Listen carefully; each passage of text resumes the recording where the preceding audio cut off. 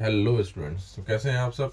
स्वागत है आप सभी का मेरे यूट्यूब चैनल पर। आज मैं लेके आया हूँ आपके लिए बीएससी सेमेस्टर फर्स्ट का डायनामिक्स ऑफ रिजिड बॉडी का टॉपिक, जिसका नाम है motion of a body rolling down an incline plane. तो एक इंक्लाइन प्लेन पे कैसे एक बॉडी रोल करेगी, उसके बारे में आज पूरी डिटेल में जानेंगे। तो उससे पहले अगर आप हमारे चैनल पर नए हो तो हमारे चैनल को लाइक करें, सब्सक्राइब करें और ज़्यादा से ज़्यादा ग्रुपों में इसको शेयर करें। तो चलिए बिना समय गवाए टॉपिक शुरू करते हैं। टॉपिक का नाम है motion of a body rolling down, motion of a body rolling down on an inclined plane। एक इंक्लाइंड प्लेन पे बॉडी का मोशन किस तरह से होगा उसको यहाँ पर स्टडी करेंगे। उससे पहले मैं डायग्राम बना लेता हूँ। तो ये हो गया inclined plane which is inclined from the horizontal at a distance at an angle theta. There is a body which is rolling down on this surface and the height of this from the base is h and the distance is small s. So the length of inclined plane is s while the height from the horizontal is small h. Now there is a body having mass m and it is at the top of the inclined plane. अब अगर हम बात करें इस body के motion की, तो यहाँ पे मोशन करने में दो बातें आपको देखनी पड़ेंगी। If a body is having velocity v while it is moving down on an inclined plane having the length s, then if we talk about at the height where the body is stand, potential energy of body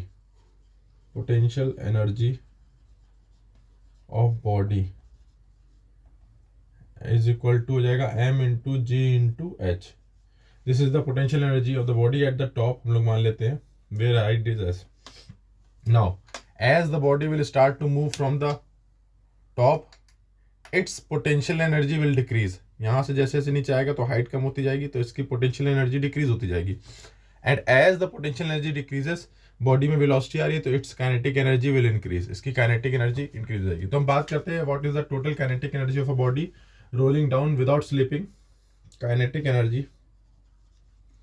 kinetic energy of body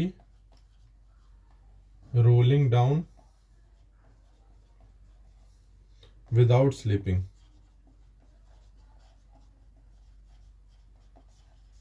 तो kinetic energy का formula हम सबने पढ़ा है, और वो formula होता है आपका half I omega square plus half m v square. This is the kinetic energy is the sum of rotational kinetic energy as well as translation kinetic energy। और जब इसको फर्दर सॉल्व किया था तो काइनेटिक एनर्जी का हमारा expression आया था, kinetic energy is equal to half m v square 1 plus के स्क्वायर अपॉन आर स्क्वायर। अगर आपने हमारा ये वीडियो लेक्चर ना देखा हो जिसमें उन्होंने काइनेटिक एनर्जी का एक्सप्रेशन निकाला था, तो आप जाकर के उसको वहाँ पर हमारे प्रीवियस वीडियो में देख सकते हैं। तो काइनेटिक एनर्जी, तो देखिए यहाँ पर जब बॉडी ऊपर से गिर रही है तो लॉस इन पोटेंशियल एनर्जी हो रहा है। जब वो नीचे डाउन हो रही है तो उसकी वेलोसिटी बढ़ रही है, मीन टू से आपका इंक्रीज इन काइनेटिक एनर्जी। तो by conservation of theorem of energy, by conservation of energy, तो अकॉर्डिंग टू एनर्जी कंजर्वेशन हमें पता है loss in one energy is equal to gain in other energy. तो यहाँ पर loss in potential energy will be equal to gain in kinetic energy. तो body ऊपर से गिर रही है तो हाइट डाउन होती जा रही है, जिसकी वजह से उसकी पोटेंशियल एनर्जी डाउन होगी, लेकिन जैसे जैसे वो मोशन में आ रही तो उसके पास वेलोसिटी आ रही है, इट मीन्स इसकी काइनेटिक एनर्जी इंक्रीज होगी। तो potential energy is m into g into h while the kinetic energy is equal to half m v square 1 plus k square upon r square, and this is due to the conservation of energy। m से m cancel हो जाएगा, तो यहाँ पर हमारा जो velocity का expression आएगा that will be equal to v square is equal to 2gh upon 1 plus k square upon r square। so this is the velocity expression। जब वेलोसिटी, जब बॉडी कहाँ पहुंचेगी, एट द बॉटम, अगर इस point को ए मान लें, और मे बी ए कंसिडर कर ले। तो जब बॉडी ओ पॉइंट पर पहुंचेगी तो उसकी वेलोसिटी हो जाएगी v square equal to 2gh 1 plus के स्क्वायर बाई आर स्क्वायर। तो ये हो जाएगा हमारा वेलोसिटी का एक्सप्रेशन।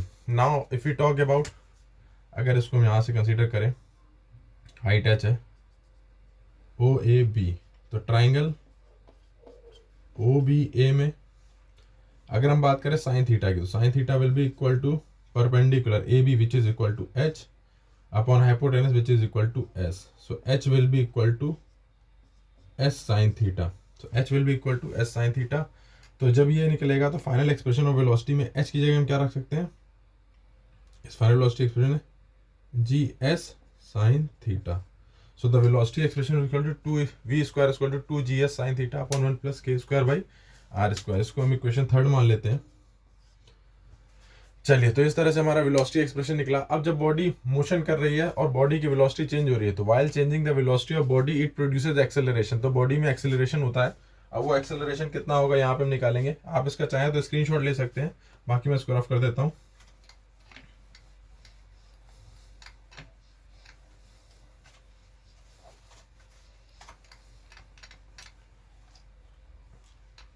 हमारे पास वेलोसिटी का एक्सप्रेशन है V square equal to 2gs sine theta upon 1 plus के स्क्वायर बाई स्क्वायर।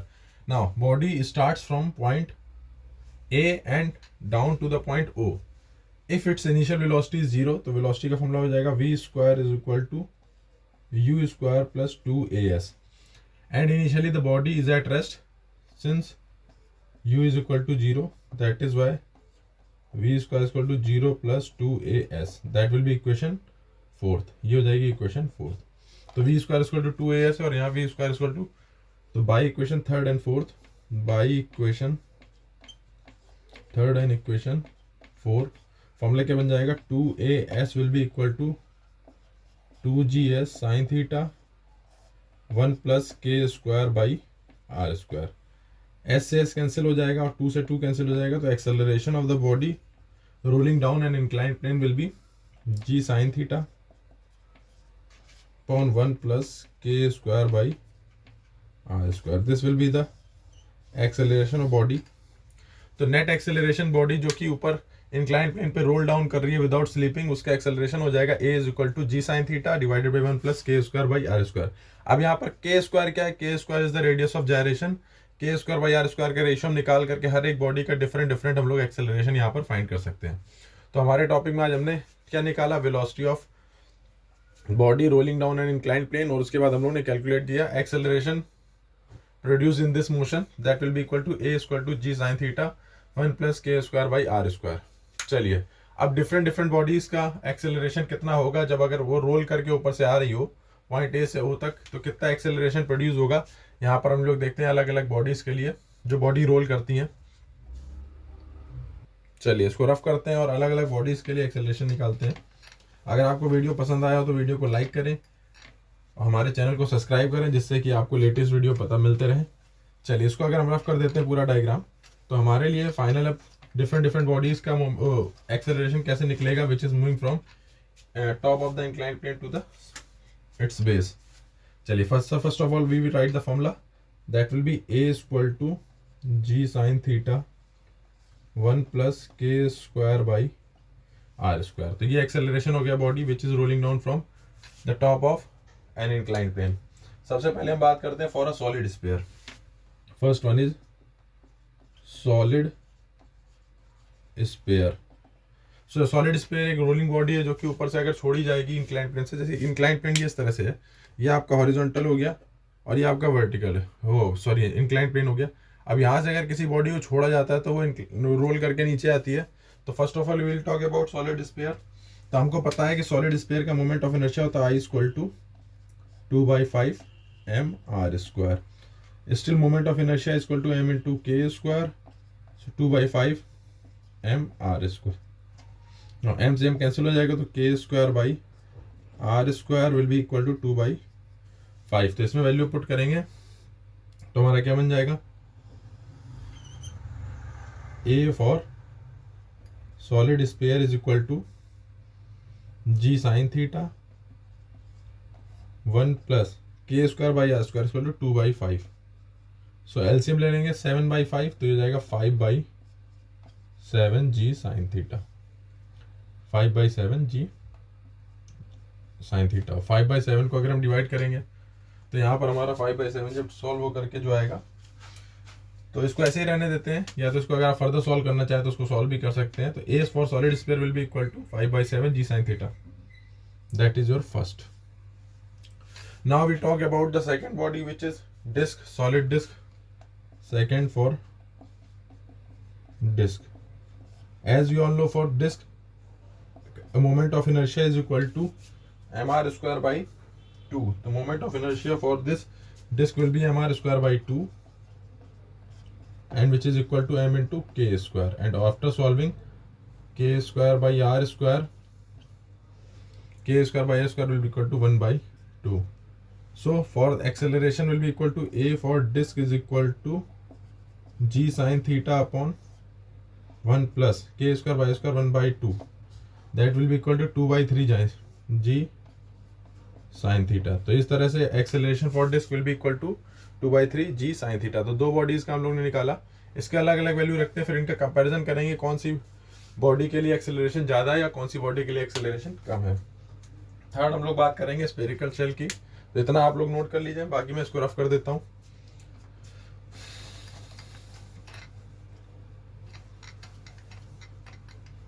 चलिए, तो अलग अलग सबका पहले एक जगह लिख लेते हैं। That is a for solid sphere equal to, हम लोग उनका निकाला, यहाँ साइड में मैं सारे लिख देता हूँ एक साथ। A for solid sphere 5/7 ji sine theta. A for disc equal to 2/3, हमारा निकला था 2/3 g sine theta, 2/3 g sine theta. Third हम लोग बात करेंगे स्फेरिकल शेल। स्फेरिकल शेल के लिए बात करेंगे। For the spherical shell moment of inertia is equal to 2/3 mr square.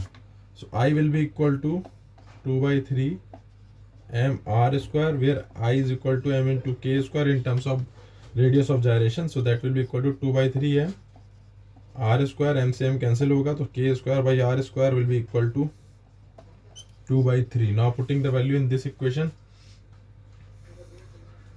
sorry, a is equal to a spherical shell के लिए कितना हो जाएगा, g sin theta divided by 1 plus 2/3.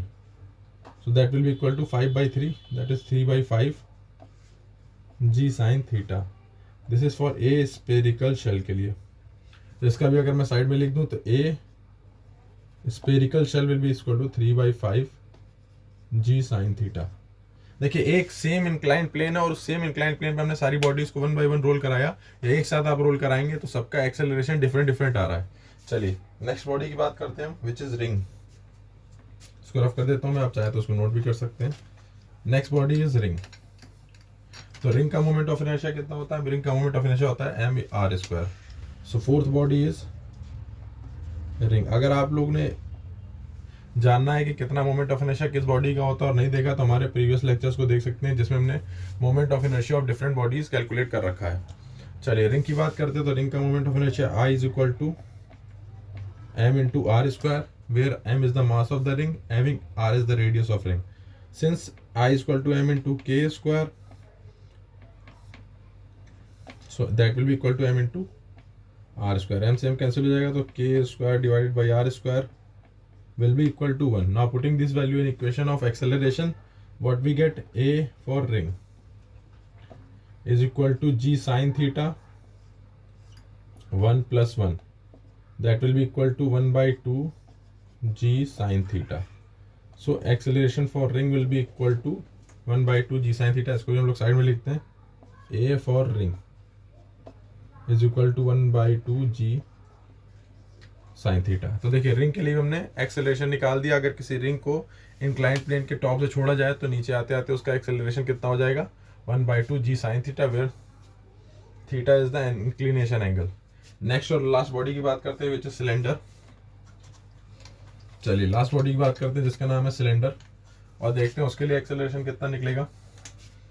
So for cylinder 1 2 3 4 5, fifth body हमारी cylinder which is rolling down from the top of inclined plane. तो cylinder के लिए जो मोमेंट ऑफ इनर्शिया होता है that is equal to mr²/2।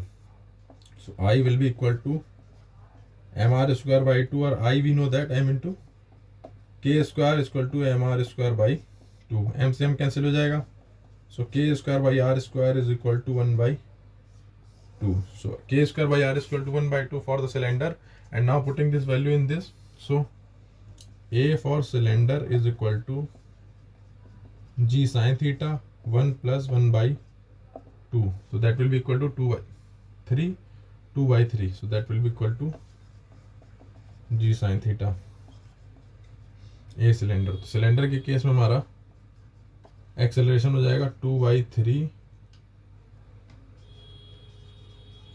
g sin theta. तो देखिए इस तरह से हमने 5 बॉडीज जो कि रोल कर सकती हैं इंक्लाइंड प्लेन पे, उन पांचों का मोमेंट ऑफ इनर्शिया एक्सेलरेशन निकाला जब उनको टॉप से छोड़ा जाएगा। अब ये देखना है किसका एक्सेलरेशन ज़्यादा होगा और किसका एक्सेलरेशन कम होगा, और उसको हम असेंडिंग या डिसेंडिंग जिस ऑर्डर में लगाना चाहे उस ऑर्डर में लगा सकते हैं। चलिए, तो कैलकुलेशन को हम थोड़ा सा डेसिमल टर्म्स में करेंगे। तो डेसिमल टर्म्स में करने पर कितनी वैल्यू निकलेंगे, चलिए देखते हैं। चलिए, तो पहले सॉलिड सिलेंडर के लिए, सॉलिड स्पेयर के लिए, माफ कीजिएगा, सॉलिड स्पेयर का 5/7 जी साइन थीटा है, और 5/7 को जब हम डिवाइड करेंगे तो हमें वैल्यू मिलेगी 0.71 जी साइन थीटा। चलिए नेक्स्ट हम बात करेंगे फॉर डिस्क। सो डिस्क के लिए हमें जो वैल्यू मिलेगी, डिवाइड करेंगे 2/3, ये आ जाएगी आपकी 0.67 जी साइन थीटा। थर्ड बॉडी की बात करेंगे स्पेरिकल शेल की। स्पेरिकल शेल की ये हमारा है 3/5, तो इसको डिवाइड करने पाएगा 0.6 जी साइन थीटा। नेक्स्ट हम लोग बात करेंगे रिंग की। ए फॉर रिंग, रिंग के लिए 1/2 है, so that will be equal to 0.5 G sine theta. Last one is cylinder. So 2/3 है, तो 2/3 को 0.67 जी साइन थीटा। तो इस तरह से हर बॉडीज का जो डेसिमल में निकाला। अब आपको ये देखना है कौन सी बॉडी के लिए एक्सेलरेशन ज़्यादा मिल रहा है और कौन सी बॉडी के लिए एक्सेलरेशन कम मिल रहा है। आप चाहें तो इसका स्क्रीनशॉट भी ले सकते हैं, नहीं तो अपनी कॉपी में चाहें तो नोट भी कर सकते हैं। बाकी वीडियो पसंद आए तो आप इसको लाइक भी कर सकते हैं। चलिए, तो बात करते हैं acceleration. First of all we see the acceleration for solid sphere. तो एक्सेलरेशन फॉर सॉलिड स्पेयर सबसे ज़्यादा है। उसके बाद बात की जाए तो यहाँ पर हमें 0.67 दिख रहा है for disc. Acceleration for disc उससे थोड़ा कम है, और that is equal to acceleration for cylinder. अब बात की जाए इसके बाद, तो इससे कम वैल्यू है आपके 0.67 हो गया। बात करते हैं ए स्पेरिकल शेल की। Acceleration for spherical shell which is 0.6 of g sine theta. और उसके बाद हम बात करेंगे तो ए रिंग की। तो रिंग का एक्सेलरेशन आपने देखा सबसे कम है। तो अगर आपसे क्वेश्चन इस तरह से पूछा जाता है कि अगर हम एक इंक्लाइंड प्लेन जिसका inclination for all the bodies same हो, अगर उसको हम ड्रॉप करेंगे तो साथ में अगर इतनी सारी बॉडी ले लें, solid sphere, disc, spherical shell, ring और सिलेंडर, सबका मास सेम लेकर के अगर उसको हम इंक्लाइंड प्लेन से फॉल करें जिसका इंक्लिनेशन हर बॉडी के लिए सेम है, तो सबसे पहले सरफेस पर कौन सी बॉडी आएगी? तो आप बताएंगे सबसे पहले सॉलिड स्पेयर आएगा, और सबसे लास्ट में कौन सी बॉडी आएगी? तो सबसे लास्ट में बॉडी आएगी रिंग। तो इस तरह से हमने निकाला acceleration for all the bodies which is starting from the top of an inclination plane and moving down to the bottom. और सबसे पहले उसमें जो आएगी वो आएगा सॉलिड स्पेयर, अगर हम एक इंक्लाइंड प्लेन पे सबको एक साथ ड्रॉप करें। तो चलिए, आज का हमारा लेक्चर यहीं पर था। हमने डिफरेंट बॉडीज के एक्सेलरेशन कैलकुलेट किए, और एक्सेलरेशन का जो जनरल फॉर्मूला होता है वो क्या होता है कैलकुलेट किया। तो ए इज इक्वल टू था हमारा G sine theta 1 plus k²/r², where k is the radius of gyration. तो इस तरह से हमारा आज का video lecture on inclined plane motion complete हुआ। अगर आपको वीडियो पसंद आया हो तो हमारे चैनल को लाइक करें, सब्सक्राइब करें हमारे चैनल को, और ज़्यादा से ज़्यादा ग्रुपों में इसको शेयर करें, जैसे कि और लोग भी free of cost video lecture का फ़ायदा उठा सकें। चलिए, मिलते हैं आपसे नेक्स्ट लेक्चर में, तब तक के लिए जय हिंद।